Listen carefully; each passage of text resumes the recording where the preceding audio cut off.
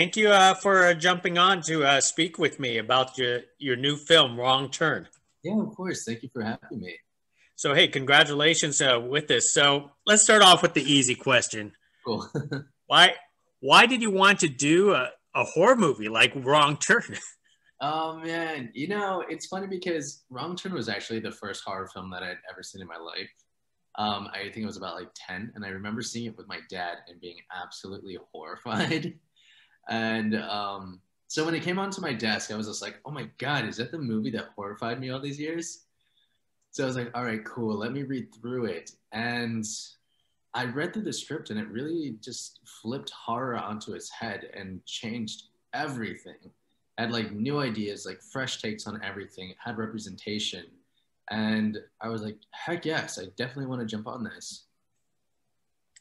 So, your dad actually allowed you to watch a film like this at 10? I mean, that's or did you kind of like snuck in there to watch it? It's like one of those things like when you're like 10 and like there's those kids at school and they're like, oh, I saw this scary movie. And you're like, oh, I gotta watch it too. So I was like, Dad, can we watch this? And he was like, if you want to, do you want to watch that? And I'm like, yeah, heck yeah, I'm cool. I can watch that. And of course it was horrifying and I had nightmares. Now, this revision of Wrong Turn is a whole lot different from the previous Wrong Turns. What do you think about that? I actually love that it's a new idea. You know what I mean? I think there could have been an easy way of just like following the same pattern as all of the other films. But there was a huge risk in Alan B. McElroy in jumping into social horrors. Everything that's happening today is relevant in the film. You know what I mean? So I think it was like tricky and a little bit scary, but I love it. You find anybody that watches this film can find representation. They can look up at the screen and feel like that could be them too. And I think that's really special, especially in today's like political climate. One of the things that's starting to trend lately, especially in horror movies, is basically rebooting horror movies, especially the franchise, because Wrong Turn went through 6 movies before it got rebooted, and I think like other horror franchise like Saw and Final Destination, they're all going through the same process. You think this is a good trend for the horror genre?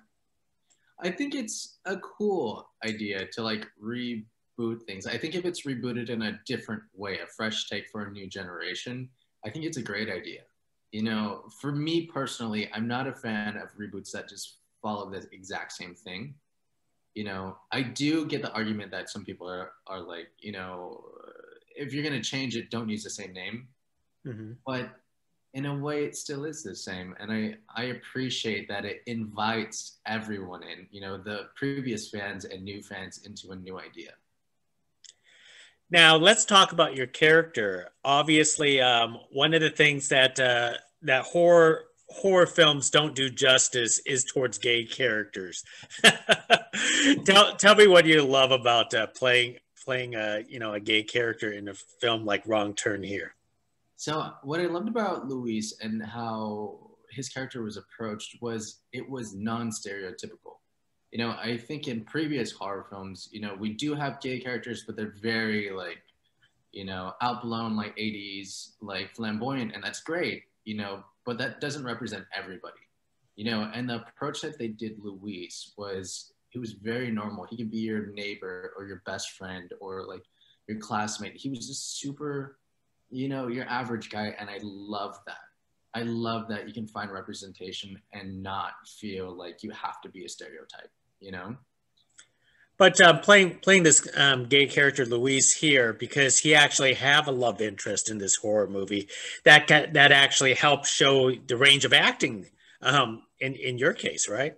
Yeah, and Gary, who's Verdun, sorry, Verdun, he's such an incredible actor and he's so sweet and so loving. So, I mean, the chemistry was there, they just did like banter off of each other. And, you know, we had tons of scenes before that were a little like cut a little bit short, you know, where we got to like play with the chemistry. And, you know, he's really great. And, you know, it really invited me into a new world and a new understanding, you know. Tell us about the chemistry that you developed with him and with the rest of the cast prior to the production. I mean, you guys seem to get along so well. It almost appears that you guys were actually friends. Yes, you know, actually, we are real friends. So how it worked out was we all got cast, and once the final casting had happened, Mike was like, he put us in a group chat, and he was like, you know, the basis of this film is you guys being best friends. So I want you guys to, you know, go out and have fun and hang out. And so we all met up at El Coyote in Hollywood, and you know, we just hung out and had like lunch, and you know, Mike was like, have drinks, you know, get excited about each other. And it was really cool. I think it was a really cool approach. You know, a lot of the times in film, you get cast and you're meant to be best friends or love interests or anything, and you don't know the person until you get to set. So the fact that we got to know each other before was, you know, incredible. And the relationships, they still last. I'm still friends with everybody in the cast. Everybody's amazing. I can call them up or text them anytime I want. So none of this roughing it kind of stuff, right? You guys didn't really like go out in the wilderness and do camping. Everything was stay at the hotel after production ends. I mean, we did rough it a bit, you know, besides the hotel. When we were shooting out there, it was crazy, man. You know, we were actually out like deep into the forest in Hocking Hills, and there was like caves and, you know, really intense like structures, and the paths were like so small. And with films, there's tons of people, you know, like crew members here and there and lighting and everything. And you're just trying to act, and you're like in this little space. And even some spaces we had to be like harnessed in. And some of the falls in the movie were real, you know, like it was tough. We were roughing it in a way, you know. So for those people who don't know where Hocking Hills is, could you tell us where that place is? So this way we could avoid that area in the future. Yeah, it's a little bit up north from Cincinnati, and it's this amazing state park. If you're there during the day, it's very safe and wonderful, but avoid it at all costs at night. There's no lights there at all. Wow. So you mentioned that you did a little bit of your own stunts for a film like this. A little bit. I did have a really cool stunt double, but I mean, most of everything we kind of did on our own. I mean, the tumbles down the hill from the film, the flat backing and all of that, that's stunt double. You know, I'm not going to jump down a hill and flat back all the way down. But some of the things like the eye poking out and things like that, like that was all me. So it was pretty exciting. Did you run down the hill? Because that looked dangerous itself. Yeah, we did do partial. You know, the thing was is we really filmed on a hill, so that was really tricky. And you know, with all of like the C stands and everything around it was really, really, you know, tough. But we had an amazing stunt team. I did a couple falls where I was just falling down the hill. Of course, we had pads. But the actual stunt team, when they did it on the day, they had nothing. And I remember seeing one of them just slam directly into a tree, just flat back, just like, bah! And then get up and just like, okay, cool, let's go for another take. I'm like, oh my God.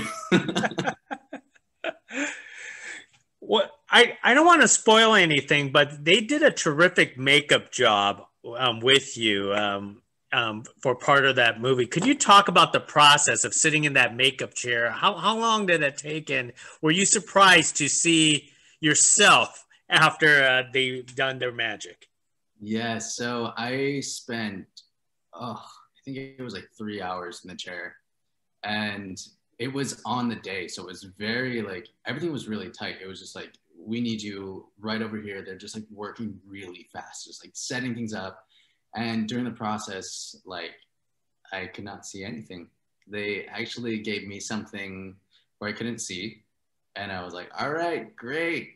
You know, it's, you know, it takes that element out of, you know, acting or performing. It's like, you know, your visual connecting with your scene partners was gone. It was like a sense of like sense deprivation, but it was also really cool because you get really immersed into the character scenario, you know? So technically, you didn't see yourself. You just saw pictures and yourself on video. Yes, I remember I was doing some like makeup right before lunch, and we broke for lunch. And nobody wanted to sit with me. They're like, "Oh, you look disgusting. Go sit over there." And I was like, "Ah, what?" I'm like, "I gotta sit by myself." That's actually all of this is great experience for your career, because I think this is what your second feature film or something like that. It is. So yeah, I had just filmed Under the Stadium Lights with Lawrence Fishburne right before, and I got off of that set, and then I jumped onto this one. So it's been really cool, and both of them are produced by Saban. So And I'm just curious, was it easy to get into the mental state that you're in a horror movie, or you just basically act, scared? But or did you try to basically pump yourself up that, oh no, I am in a horror movie? I mean, there was a pump up, but also a lot of the effects in the film were practical. So we really saw a lot of horrific things like up close, and the makeup team was incredible. So it looked real. So that drags you right into the story regardless. You see like dead bodies and crazy things, and you're just like, oh, I'm in the scene. You know what I mean? There wasn't too much pumping up that had to happen, but obviously with emotional things, you pump yourself up a bit. But I mean, makeup, they really did a lot. Well, that's the idea of movie magic. So that's terrific with you. So, Adrian, one more thing before I let you go.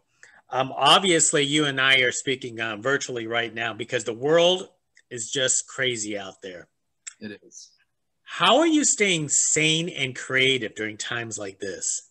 Oh man, I just got into video games. I never played video games before, ever, but now I play Pokemon and Fortnite like every day. It's crazy. Besides that, I mean, I'm also reading books and, just like spending time with like family, slowing down. Slowing down is nice. LA's so fast paced, but, in a way, it was a blessing in disguise. I got to like take a breath, especially like coming off of two films, and appreciate what's happening. It's like something new in my life, like making movies, and I have the moment to slow down and just be grateful, instead of just jumping to the next and the next and the next. So it's been nice. That's true. Los Angeles is such a rat race, but hey, Adrian, hey, thank you for being part of this iconic franchise. Now you could actually put it down that you did it in the movie that you watched when you were a 10-year-old. Congratulations. Awesome. Well, thank you for having me. I really appreciate your time. Hey, no, thank you. Next time, all right? All right. Bye now. See ya.